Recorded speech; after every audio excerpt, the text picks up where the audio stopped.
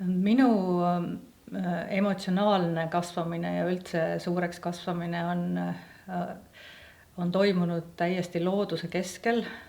Lõuna-Eestis kuplite vahel, ja selle kõige tugevam märk, mis minusse tõenäoliselt alatiseks on salvestunud, on metsmaasikad, mis seal ümber kõikjal kasvasid, alates sellest, kui tulid esimesed soojad päevad, siis kuskil mätta otsas juba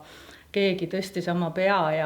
ja hakkas looma seda imelist marja, ja kuni siis sügise saabumiseni välja, kui sa võisid ikka leida kuskilt kõige pimedamatest okstealustest kohtadest neid metsmaasikaid, ja see lõhn ja see ilu tekitas minus väga väikse lapsena selle arusaama, mida tähendab maa ja päikese energia, mida tähendab tegelikult toit, mida tähendab ilu, mida tähendab õnnetunne. Ja ma olen tegelikult terve täiskasvanu elu seda südames kandnud, ja missugune rõõm oli mul siis, kui ma oma beebiga kolisin Mulgimaale ja sattusin täpselt sarnasesse kohta, mis Sakala kõrgustiku orus, mis siis oli kaetud metsmaasikatega täpselt samamoodi, alates varasest suvest lõpetades siis varase sügiseni. Ja minu laps põhimõtteliselt sai juba roomates nuusutada, proovida, maitsta, ja kui ma ükskord ühel hiiumaisel kohvikusuvel kuulsin teda rääkimas ühe Hiiu tüdrukuga oma maailma parimatest maitsetest ja lõhnadest, siis üks kaitses mustikaid ja teine kaitses metsmaasikaid, ja mõlemad, kuna nad mõlemad olid siis metsa lähedal ja nende marjade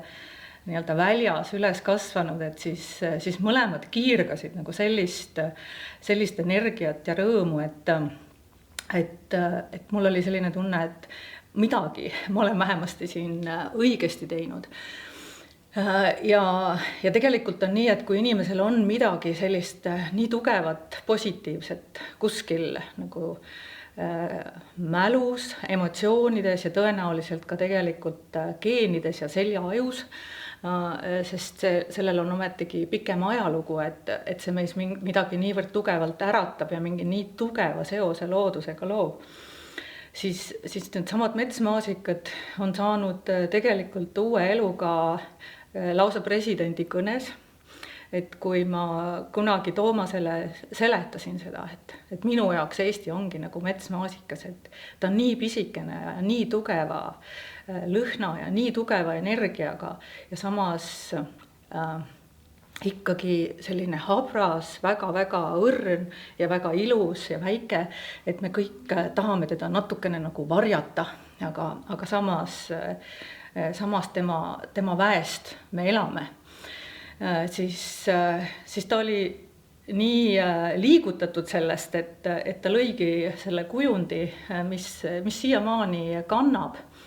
Aga miks ma seda räägin, on see, et kui meil seda ei ole enam, siis miski meid ei kanna. Et me oleme looduse osad, kui meil kaob ära kontakt selle osalusega, siis miski meid enam ei väesta. Et Eestil ja eestlastel on siiani alles see veel, ja miks me nii rabedad oleme selle metsa majandamise küsimuses, on see, et see on meie viimane eksistentsi ankur. Et siin ei ole vaja rääkida kultuurist või millestki muust, vaid päriselt sellest, millest me koosneme, et me lihtsalt pudeneme laiali, kui me seda ei hoia. Ma ise usun emakese looduse väe sisse, et ta ei lase sellel tekkida.